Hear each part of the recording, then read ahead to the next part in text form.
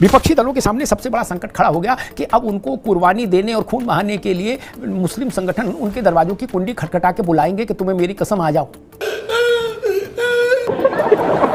नरेंद्र मोदी 2024 के चुनाव से पहले आप उनको देखा था कैसे ऐसे आते थे, उन्होंने राहुल जी ने किया। अब बोले हमने उनका कॉन्फिडेंस खत्म कर दिया, फिनिश्ड, नरेंद्र मोदी फिनिश्ड। ये तो डबल डोज दे गए।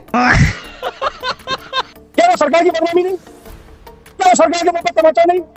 लेकिन आप बोलोगे नहीं। एक मिनट रुकना होगा। अब मैं ब्याज सहित वापस कर दूं, फिर तो आप जानते हो बीच में कभी नहीं छोड़ा। मेरा स्वभाव ही नहीं किसी मित्र को बीच में छोड़ने का। घाट से घाट, बीच में नहीं।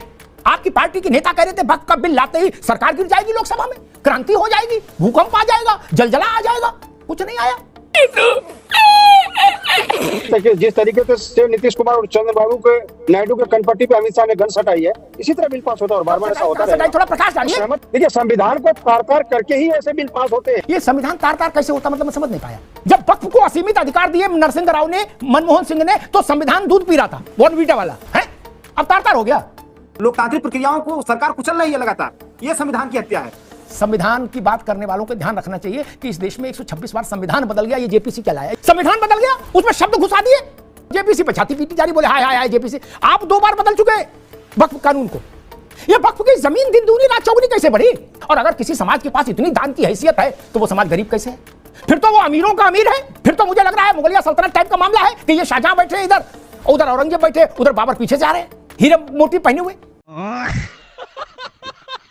चलो भाई, मुस्लिम तंजीमें और समाजवादी पार्टी और कांग्रेस, आरजेडी और तृणमूल जैसे दल उन मुस्लिम तंजीमों के साथ कंधे से कंधा मिलाकर सड़क पर उतरेंगे कुर्बानी देने के लिए या नहीं, या केवल एक्स पर ही पोस्ट चलेगी? क्योंकि वादा सबने किया था मुस्लिम तंजीमों से कि हम कुर्बानी दे देंगे, हम खून बहा देंगे आपके लिए। अब उनका भी वक्त आ रहा है कि आओ दिखाओ कितनी कुर्बानी दे सकते हो, कितना खून बहा सकते हो। बात तो सही है। दौड़ना तो पड़ता है। सारे विपक्षी दलों को लग रहा था कि ना कोई ना कोई खेला होगा, एनडीए टूटेगा। ना एनडीए टूटा, ना एनडीए दरका। बात ये बात है। लेकिन जो विपक्षी दल जंतर मंतर पर ये कसम खा रहे थे कि हम इससे मुस्लिमों के साथ हैं, उनके हकूकों के साथ हैं, उनका इम्तिहान अब शुरू होगा कल सुबह से, जब राज्यसभा से आज बिल पास हो जाएगा।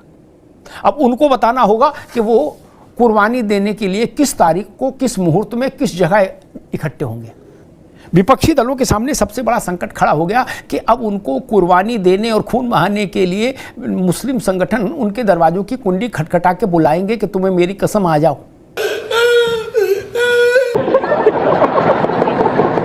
मुन्ना खान साहब, मुझे राहुल जी के शब्द याद आ रहे हैं। उनके शब्द अपनी स्मृति से उद्धृत कर रहा हूं, सामान्यता गलत नहीं होंगे, उतना मुझे याद रहता है। उन्होंने कहा, भैया नरेंद्र मोदी 2024 के चुनाव से पहले आप उनको देखा था कैसे ऐसे आते थे, उन्होंने राहुल जी ने किया।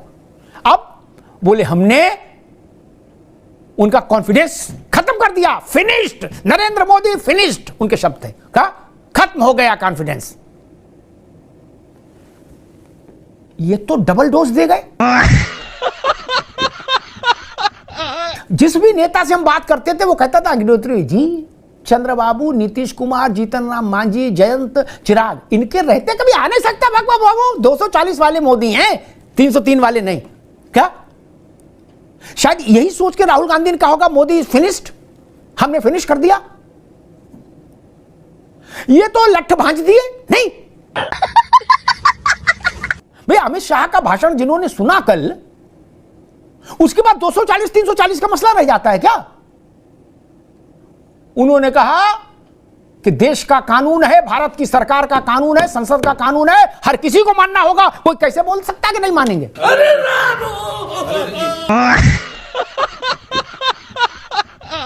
अब मैं जवाब दे दूं अमिताभ जी? जी, मैं जवाब कल के लिए आप कह रहे हो, पीछे जो 6 के 6 बिल जो सरकार के मुंह पे तमाचा लगा, उसके लिए आप क्यों नहीं बात कर रहे? 6 बिल तो रिजेक्ट हुए, जो पास नहीं हो पाए, जिसके साथ ने पूरी ताकत लगा दी, वो बिल तो पास नहीं हुआ। उसके लिए आप एक शब्द क्यों नहीं कह रहे? क्या वो सरकार की बदनामी नहीं? क्या वो सरकार के मुंह पे तमाचा नहीं? लेकिन आप बोलोगे नहीं, क्योंकि आप लोगों को टॉपिक दिया जाता है कि आपकी ये गाइडलाइन है, इससे ऊपर आप नहीं बोल सकते। ना ना मुन्ना आप खान, युवा के रोजगार में बात नहीं करते। एक मिनट रुकना होगा। आपने मेरे जिक्र किया, इसलिए अब मैं ब्याज सहित वापस कर दूं, फिर ओपी सिंह के पास जाऊं। मैं तो आप जानते हो बीच में कभी नहीं छोड़ा, मेरा स्वभाव ही नहीं किसी मित्र को बीच में छोड़ने का। घाट से घाट, बीच में नहीं, आज तक नहीं छोड़ा 15 साल में किसी को। पूछ लो रिकॉर्ड किसी से फोन करके, किसी को नहीं छोड़ा, चाहे प्रवक्ता नया हो चाहे पुराना, बड़ा नेता हो चाहे छोटा नेता हो, मंत्री हो चाहे संतरी हो। अभी मजा आएगा ना भिड़ो। नरेंद्र मोदी की सरकार ने जब किसान बिल वापस लिए थे तो वो 240 की सरकार नहीं थे, तो वो 303 वाली सरकार में थे। एक 240 की सरकार के बाद राहुल जी, आदरणीय राहुल जी ने घोषणा की मंच पर, भैया मैंने फिनिश कर दिया मोदी को, उनका कॉन्फिडेंस फिनिश कर दिया। वो तो हाहाकारी हो गया मामला। आप लोगों को सपने में यकीन नहीं था कि वक्फ ले आएंगे? आपकी पार्टी के नेता कह रहे थे वक्फ का बिल लाते ही सरकार गिर जाएगी, लोकसभा में क्रांति हो जाएगी, भूकंप आ जाएगा, जलजला आ जाएगा। कुछ नहीं आया। अशोक जी, एक प्रश्न ये, बाकी तो सब आ ही रही बात है, और कि मान लीजिए आज रात में पास हो जाएगा बिल, तो कल सुबह होगी, फ्रेश होके अपना चाय पी के, मान लीजिए मुस्लिम जमात के नेता लोग आप लोगों के घर आके कुंडी खटखटाने लगे अशोक जी, कि भैया वो कुर्बानी और खून कब बहाना है, कहाँ देंगे बताइए, तो हम लोग इंतजाम करें, तो क्या स्थिति बनेगी? क्योंकि आप लोगों ने तो पब्लिक में कमिटमेंट किया था मुस्लिम पर्सनल लॉ बोर्ड से, जमीयत उलेमा हिंद से, कि हम आपके हक में कुर्बानी देंगे और खून बहा देंगे। अब उनका तो जो कुछ होना था हो गया, वक्फ का तो मान लीजिए आप कि कल हो कि भाई अखिलेश जी की कुंडी खटखटा दी अरशद मदनी ने, तो क्या स्थिति बनेगी? और पूछें कि भाई कुर्बानी का क्या है सीन? आय हाय जिंदा है, आय हाय जिंदा है। समाजवादी पार्टी को कम से कम भारतीय जनता पार्टी समझने की आप कृपया भूल न करें। हम लोग वो पार्टी नहीं है कि वादा कर दिए 15 लाख, 2 करोड़ रोजगार, किसानों की आय दुगनी, स्विस बैंक से काला धन, इस तरह के वादे करके हम लोग भागने वाले नहीं अमिताभ जी। और न विश्व के सबसे बड़े झूठे नेता हमारे दल में कोई है नहीं, तो मतलब कुर्बानी देंगे, कुर्बानी देंगे, कोई नहीं, खूब बहाएंगे, कुर्बानी देंगे, बता रहा हूं जी। हम लोग जो वादा करते हैं उस वादे पे खरे उतरते हैं। और जहां तक आपने सवाल किया कुर्बानी खून बहाने का, तो समाजवादी पार्टी पूरे दल बल के साथ हर तरह से तैयार है खून बहाने के लिए, कुर्बानी देने के लिए, संघर्ष करने के लिए, लाठी खाने के लिए, जेल भरने के लिए।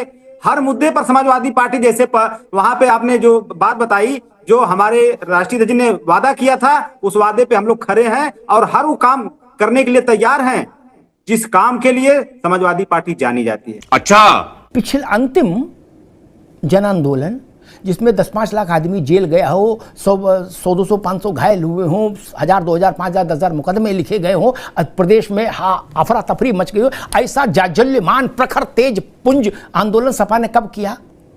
जरा हमारा भी वो करो, जिसमें मुझे ऐसा शो करना पड़ा हो कि आज उत्तर प्रदेश ठहर गया है, समाजवादी पार्टी ने जन सैलाब ला दिया है, अब तक 12 लाख लोग जेल भर चुके हैं उत्तर प्रदेश की। मैं तो ट्विटर के अलावा कहीं संघर्ष नहीं देखा। ये बड़ी अच्छी बात कही आप। कहां देख, बताओ ना हमको, अरे हमको बताओ ना महाराज, हम मान लेंगे अपनी गलती। आपने 12 लाख आदमी जेल भरे हो, मुझे ना पता लगाओ, ऐसा तो मैं नहीं मान सकता।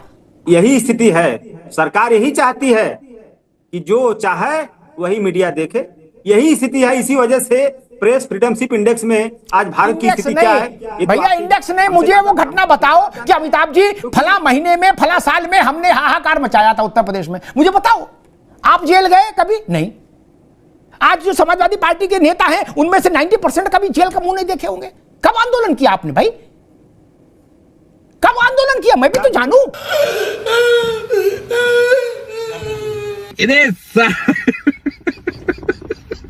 मुन्ना खान साहब, सोनिया जी ने कहा, वयोवृद्ध नेता हैं, कि जबरन बिल पास करा लिया गया, मतलब कट्टा वगैरह लगा के बिल पास कराया गया, छुरा वगैरह।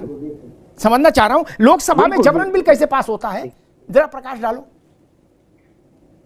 मैं बिल्कुल बता दे रहा हूं। जिस तरीके से नीतीश कुमार और चंद्रबाबू के नायडू के कनपट्टी पे अमित शाह ने गन हटाई है, इसी तरह बिल पास होता है और बार बार ऐसा होता कहाँ से रहेगा। थोड़ा प्रकाश डालिए, सहमति उसकी सुनिए। जिम्मेदारी लीजिए। बिल्कुल डाल रहा हूँ, प्रकाश डाल रहा हूँ अमिताभ जी। आज ये बड़ा ही ताज्जुब के साथ कहना पड़ रहा है कि शाह और शहंशाह के दर से सारी मीडिया बिकी हुई है और सारे पत्रकार जितने इनके सभी के बोलती बंद है। मैं सिर्फ ये पूछ रहा हूं, जबरन बिल कैसे पास होता है लोकसभा में? तमंचा लगा के, कट्टा लगा के, छुरा दिखा के, कई मारपीट करके कैसे होता है? मैं क्या 35-36 साल से तो हम ही लोकसभा देख रहे हैं। संविधान को बिल्कुल मैं क्या तुम्हें जवाब दे दूं? जी, देखिए संविधान को तार-तार करके ही ऐसे बिल पास होते हैं। अभी बता है भाई, अभी बता है। आपने गलत उम्मीद पाल ली, आप असफल हो गए, तो चंद्रबाबू को दोष क्या है इसमें? चंद्रबाबू ने आपसे कहा था कि हम पे उम्मीद रखो, आप उनसे उम्मीद से क्यों हो गए? उन्होंने तो आपको टेलीफोन किया नहीं था, आप खुद ही ख्याली पुलाव पका लिए, ख्याली बिरयानी। बोले जयंत भी आ जाएंगे, मांझी भी आ जाएंगे, नीतीश भी, और चंद्रबाबू बोले हो गया खेल, खेला हो गया, फिनिश कर दिया मोदी को। ये तो उतावलापन आपने किया। क्या संविधान में कहीं लिखा है वक्फ कानून में संशोधन नहीं किया जा सकता? ऐसा कहीं लिखा है? 126 बार तो संविधान में संशोधन हो चुका, ये तो वक्फ कानून है। ये संविधान तार तार कैसे होता, मतलब मैं समझ नहीं पाया। जब वक्फ को असीमित अधिकार दिए नरसिंह राव ने, मनमोहन सिंह ने, तो संविधान दूध पी रहा था, बॉर्नवीटा वाला है, अब तार तार हो गया। अभी नड्डा साहब का मैं बयान सुन रहा था, उन्होंने कहा कि जेपीसी हमने 31 सदस्य ही बनाई, इससे बड़ा लोकतंत्र कहां से मिलेगा? लोग बड़ा हुआ तो क्या हुआ, जैसा पेड़ खजूर। आपने इतना लंबा चौड़ा जेपीसी बना दिया और एक भी डेमोक्रेटिक जो रूल्स होता, प्रोसीजर होता है, उसका फॉलो नहीं किया। लोकतांत्रिक प्रक्रियाओं को सरकार कुचल रही है लगातार। यह संविधान की हत्या है। बोफोर्स मामले में कांग्रेस ने एक जेपीसी बनाई, वी शंकरानंद उसके चेयरमैन थे। अशोक जी हमेशा के लिए समझ लीजिएगा, ये वंस फॉर ऑल दवा है, सब में काम आएगी। जेपीसी का विषय जब भी भारत में उठेगा, ये बात हमेशा काम आएगी। इसको गूगल में मत ढूंढो, गूगल में ना जाओ, हम बता ही दे रहे। मेरी स्मृति उतनी तेज है। क्या शरद यादव जैसे लोग उसमें मेंबर थे सब। जब रिपोर्ट आई तो कांग्रेस ने सबको लतिया के वहां मोहर लगा दी और टाइप हो गई रिपोर्ट। मुन्ना खान को नहीं पता होगा, लेकिन मैं वहां था एक पत्रकार के नाते मीडिया गैलरी में। क्या, और मेरी सीट मालूम थी, वो 6 नंबर थी। क्या ऊपर, वहां से ऐसे देखते थे तो प्रधानमंत्री और प्रथम पंक्ति सत्ता पक्ष की ठीक मेरे नीचे दिखती थी। ठीक, विपक्षियों ने जब वो देखी तो हाहाकार मच गया लोकसभा में। जेपीसी की रिपोर्ट फाड़ कर ऐसे फेंकी गई। क्या ये कांग्रेस जेपीसी का मंगलसूत्र डाल के घूम रही है, हैं? और आप उनका सहबोला बने हैं। तब लोकतंत्र नहीं था देश में, है? इस्तीफा देना पड़ा था विपक्ष के सांसदों को। आपने क्यों नहीं इस्तीफा दे दिया? और एक बात और भी है, महत्वपूर्ण है। अशोक भाई विद्वान व्यक्ति हैं, लेकिन फिर भी कुछ कई बार व्यस्तता में चीजें छूट जाती हैं। तथ्य तथ्य ही रहेंगे, हमको पसंद हो या ना हो, आपको पसंद हो या ना हो। आजाद भारत, गंभीरता सुनिएगा ओपी सिंह जी, आजाद भारत में अब तक जितने भी विधेयक आए हैं, आजाद भारत में जितने, ठीक, किसी भी विधेयक में इतना विस्तृत कंसल्टेशन नहीं हुआ जितना वक्फ अमेंडमेंट बिल पर हुआ है। 96 लाख लिखित प्रतिवेदन है, 96 लाख राय लिखित तौर पर, लगभग 1 करोड़। 283 मीटिंग्स हैं प्रतिनिधि मंडलों से। देश में नेहरू से लेकर मोदी तक इस कानून से पहले, इस बिल से पहले किसी बिल के आवक पर इतना बड़ा कंसल्टेशन नहीं हुआ। बोफोर्स में भी नहीं हुआ था जो इतना बवाली जेपीसी थी। इसलिए जब भी बात करें तो इन सब चीजों को पढ़कर बात करें। संविधान की बात करने वालों को ध्यान रखना चाहिए कि इस देश में 126 बार संविधान बदल गया। ये जेपीसी क्या लाया, ये क्या लाया? वक्फ तो दिन में 3 बार बदले, क्या दिक्कत है? कोई समस्या है? संविधान बदल गया, उसमें शब्द घुसा दिए प्रेमबल में, और जेपीसी पे छाती पीटी जा रही, बोले हाय हाय हाय जेपीसी। आप 2 बार बदल चुके इसको, वक्फ कानून को। मुस्लिम लोग कहते कि हमारी हालत दलितों से भी ज्यादा खराब है, तो मुझे तो इसी पे आपत्ति होती कि दलितों की हालत खराब क्यों कही जा रही है। लेकिन चलो, उस कम्युनिटी से लाखों एकड़ जमीन दान के लिए कहां से आ रही है? मेरे पास खाने को मान लीजिए भोजन नहीं है अशोक यादव जी, और कल मैं अखबार में छपा दूं कि मैंने 2000 मीटर जमीन नोएडा को सरकार को दान की या सनातन को दान की, तो लोग मुझे शक की निगाह से देखेंगे ना कि खाने को रोटी नहीं, इनके पास जमीन कहां से आ गई। कल संसद में आंकड़े रखे थे गृह मंत्री ने, ये वक्फ की जमीन दिन दूनी रात चौगुनी कैसे बढ़ी? दान से ही आती ना वक्फ की जमीन, और तो कैसे आती नहीं लिखत पढ़त में। कौन दान दे रहा है, किसके पास दान की हैसियत है? और अगर किसी समाज के पास इतनी दान की हैसियत है तो वो समाज गरीब कैसे है? फिर तो वो अमीरों का अमीर है। फिर तो मुझे लग रहा है मुगलिया सल्तनत टाइप का मामला है कि ये शाहजहां बैठे हैं इधर और उधर औरंगजेब बैठे, उधर बाबर पीछे से आ रहे हैं हीरे मोती पहने हुए।